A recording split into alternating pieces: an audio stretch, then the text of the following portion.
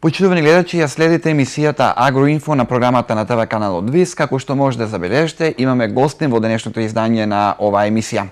Станува збор за агроном инженер Ристо Лямов. Добре дојдовте во програмата на ТВ каналот ВИС. Добро ве најдов, поздрав до гледачите на канал ВИС и поздрав до колегите од Земјоделскиот факултет 4-та година Струмица. Така, значи ќе поразговараме со вас на една тема која што секогаш е актуелна за земјоделските производители и вие еве како експерт од оваа област ќе ни понудите можни решенија во однос на тоа како да се подобри состојбата на македонскиот земјоделец, а се однесува на темата за даночната политика. Па, како што знаеме сите, во оваа држава земјоделието е главна и примарна гранка од која што екзистираат повеќе од 1.200.000 луѓе во оваа држава, кое што земјоделието им е примарна активност и кое што придонесува за полнење на буџетот во Република Македонија. Затоа првенствена цел треба да се даде на даночната политика и на сите политики во земјоделието, а тоа е да се посвети внимание на примарните земјоделци. Значи, во креирањето на политика за земјоделие треба да се започне од нив дали им е исплатливо на примарните земјоделци, затоа што тие се единствени производители, со нив започнало производство, сите трошци се кај нив и затоа треба да се обрне внимание во политиката во земјоделието на примарните земјоделци. Како што сме сведоци во досегашната водење политика во земјоделието, се започнало обратно. Се почнало од откупните фирми, од преработвачките капацитети, се нудат решенија за нивни поволни кредити, за ослободување од даночни обврски, намалување на данокот на добивка, а се забораваат примарните земјоделци, што не е во ред. Затоа сегаш треба да се почне внимание да се посвети на примарните земјоделци, да се видат кои се нивните трошоци, кои се проблемите во производството и да се понудат решенија за да може да се зголеми нивното богатство. Така. Затоа јас како експерт предлагам некои решенија кои што се потребни да се донесат, односно да се укинат некои закони кои што ги изголемуваат трошците во земјоделското производство. Така, доста актуелно во последно време е спомнувањето на средна земјоделска класа, враќање на средна земјоделска класа. Како според вас тоа може да се постигне во сегашните услови во кои што екзистира македонскиот земјоделец? Па, со водењето на оваа политика, на оваа даночна политика на актуелната власт, овие даноци се зголемуваат кај земјоделците, се воведуваат нови даноци, што придонесува за зголемување на трошците во производството. Затоа предлагам укинување на следните даноци, како што се законот за отварање на фирми за земјоделците кои надминуваат бруто приход над 1.300.000 евра, 1000 денари. Така. Потоа укинување на законот за регистрација на трактори и приколките, кое што ќе се спроведува секоја година. Потоа укинување на еден според мене бесмислен закон за легализирање на оранжерите, односно барајките, ние што ги велиме земјоделците, за нивно легализирање, за кој што според мене нема никаква логика, односно резон, затоа што овие не се никакви фабрики. Конструкцијата е од железна конструкција и покривната конструкција од најлон и ништо повеќе. Така. Потоа нема никакви услови за донесување на закон, бидејќи оранжериите каде што се направени нема никаква инфраструктура, нема пат, нема осветлување, нема водовод, нема канализација, затоа овој закон е неприфатлив за земјоделците и дополнително ќе ги зголеми трошоците за земјоделското производство. Така, значи представуваат преоптерување за буџетот на земјоделците. Затоа предлагам укинување на овие закони кои што ќе ги намалат трошоците на земјоделците на годишно ниво од околу 72.000 за законот за отварање фирма, потоа 12.000 за регистрација на трактор и приколка и околу 600 денари за уредбата во законот за здравствен преглед на стоката, кој што не се врши, затоа е потребно да се укине при продажба на стоката на пазар. Со овие трошци земјоделците ќе ги намалат своите трошци за околу 90.000 денари на годишно ниво, што не се малку пари. Така може да ги примени во однос на своето производство, Да. овие пари. Затоа предлагам и нови решенија кои што ќе го зголемат производството, односно ќе придонесат за зголемување на парите кај земјоделците, а тоа се донесување на нов закон за откуп на земјоделски производи, каде што откупните фирми ќе бидат регистрирани како фирми со услужна дејност, а не како што се досега, како фирми кои што вршат трговија, односно трговски друштва. И ова дејност ќе им е единствена дејност, а нема да вршат и продажба на репроматеријали, ѓубрива, како што го прават ова сега незаконски. Ова ќе им е основна дејност, услужна дејност и оваа услуга ќе ја вршат спрема висината на цената која што ќе им се исплаќа на примарните производители. Така. Според мои пресметки, оваа цена би требало да се движи од 1 до 2,5 денари по килограм за оваа извршена услуга, односно наоѓање на пазари и пакување и товарење на стоката. Со овој закон едноставно ќе се оневозможи манипулирањето, односно корумптивното действување на откупливните фирми за манипулирање со цената, односно ќе им се исплати вистинската цена која што е договорена на откупните фирми со фирмата увозник. И со тоа значително ќе се зголеми буџетот кај земјоделците. Потоа предлагам повраток од ДДВ кој што се повраќа на фирмите, на откупните фирми, да се враќа на земјоделците.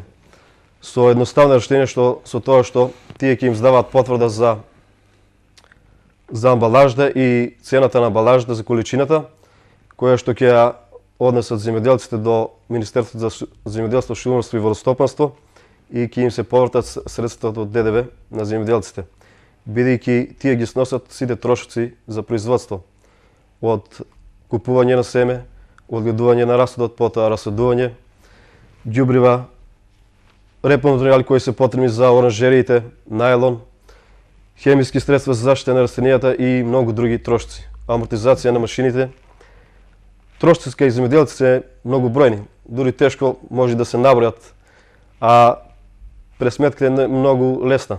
Дали секогаш пресметките излегуваат во однос на тоа што вие сте го планирале? Како бидејќи вие сте и земјоделски производител меѓу другото.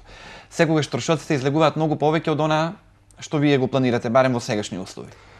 Па да, во сегашни услови како што се движат цените, например со 12 денари на зелката, оваа цена едва ги прокрива трошоците. Да кажеме, од просечна стандардна фолија од 25 метри, остануваат околу 1000 денари од фолија со пресметување на сите трошоци. Значи, ако имаме еден земјоделец, ако има околу 30 фолии, за што е потребно 5 декари површина, ќе му останат само 30.000, што е многу малку. Многу малку за едно барем просечно 4-члено Да, просечно, што оваа површина не е малку за едно просечно земјоделско семејство. А ако ги ставиме и другите трошоци како што е потрошувачката кошница, тогаш ништо не остана на земјоделецот. Еспот не излегува. Затоа сегаш треба да се тргне при креирањето на политиките, креативни политики во земјоделието, сега треба да се тргне од примарниот производител, бидејќи тој произведа готов производ и кај него се сите трошоци. Сегаш треба да се тргне од него, а не како што се работи досега, од откупните фирми, од преработвачките кацети, односно од фирмите кои што извезуваат. Така, во однос на тоа како може да се подобри таа состојба? Имате ли некој ваш став или мислење како земјоделецот да дојде до повисоки примарниот земјоделски производител, како што и вие самиот кажавте, со готовите производи може да дојде до некоја повисока откупна цена на самите земјоделски производители? Постојат ли некакви решенија, бидејќи тоа се и основните и најголемите проблеми со кои се соочуваат производители? Па најосновните проблеми се изнаоѓањето пазари и висината на цената на земјоделските производи кои што треба да се исплатат на примарните производители.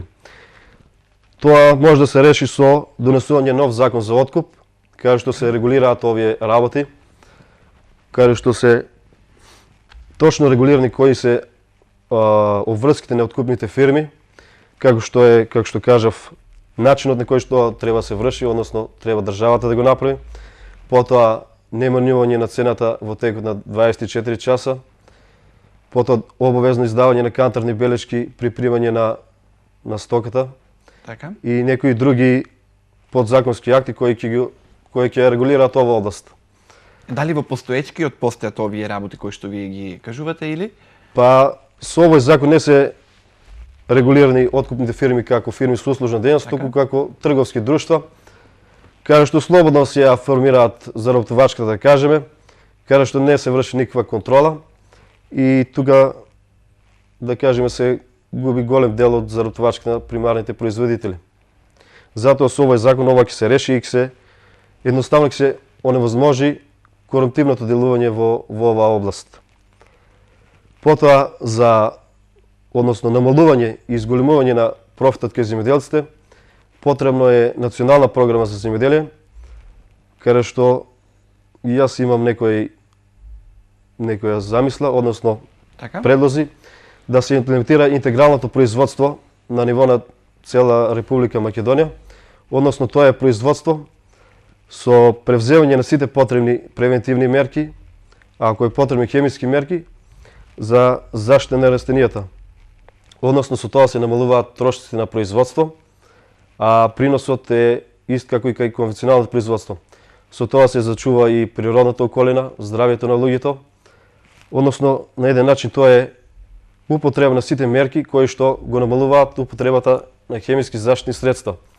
Како што сме сведоци, може да се случи и кај земјоделските производи да имаме поголема количина на резидуи, остатоци од пестициди.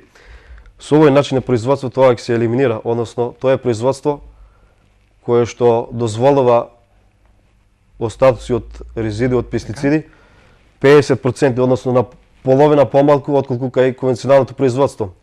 Со примена на овој начин на производство ќе немаме никакви проблеми при извозот на земјоделски производи, да не бидат враќани на граница и да имаме дополнителни проблеми. Тоа е едно креативно решение кое што требаше да започне како иницијатива, како почеток со издавање на сертификати кај одредени земјоделци и со правење национална програма, тоа да се прошири низ цела држава, низ цела Македонија, затоа што тоа е производство кое што е остварливо за секоја култура. Дали стана за раноградинарски култури, за култури кои што се неотворено, па може и за житните култури, како што е пченицата, пченката, односно за сите култури ова производство е остварливо. Така, ќе имаме можност и ние во понатамошните емисии на Агроинфо ќе разговараме на овие тематики, затоа што тоа нема да биде твое прво гостување. Секогаш се актуелни теми. Да. И секогаш ќе имаме можност да поразговараме на овие теми кои што се интересни за самите земјоделски производители. Мислам дека нешто колку толку фативме од оваа тематика за даночната политика во државата, но сега малку да одиме на локални теми, она што е можеби актуелно за земјоделските производители и посебно ќе ги интересира во овој период.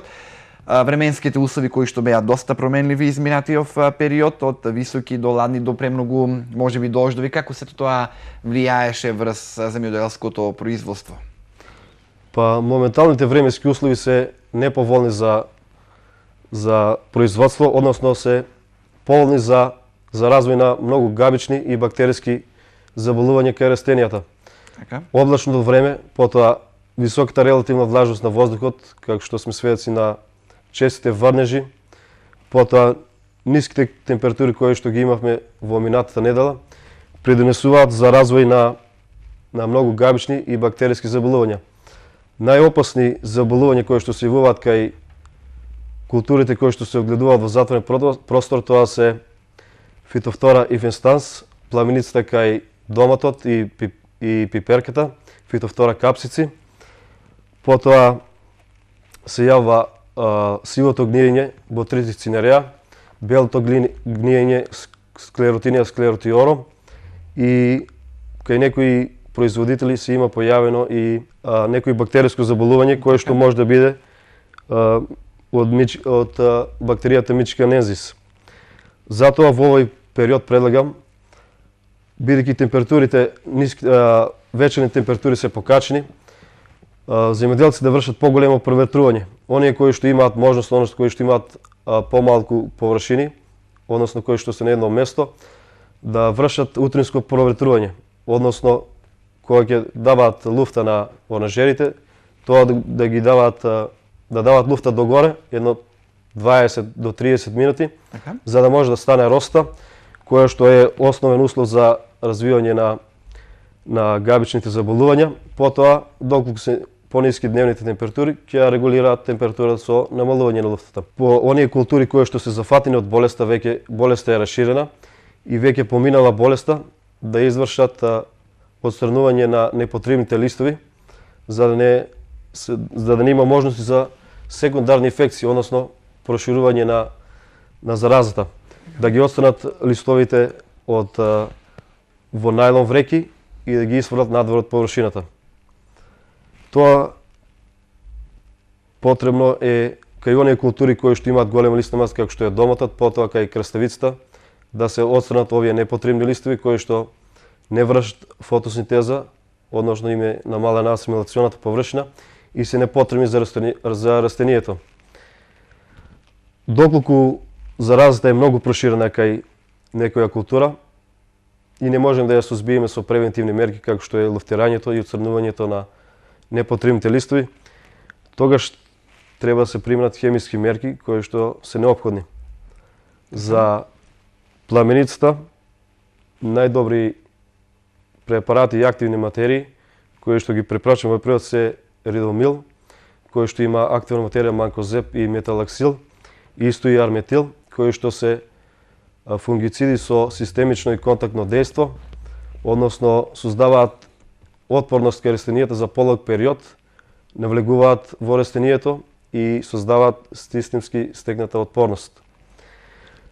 Овие фунгициди може да се комбинираат со фунгицидите кои што се добри за сивото гниење и белото гниење, тоа е Цезар, и препорачливо и употреба на некој инсектицид за заштита од инсекти кои што може да бидат вектори на опасни вируси, како што сме сведоци се повеќе се расширува бронзената некроза кај домотот.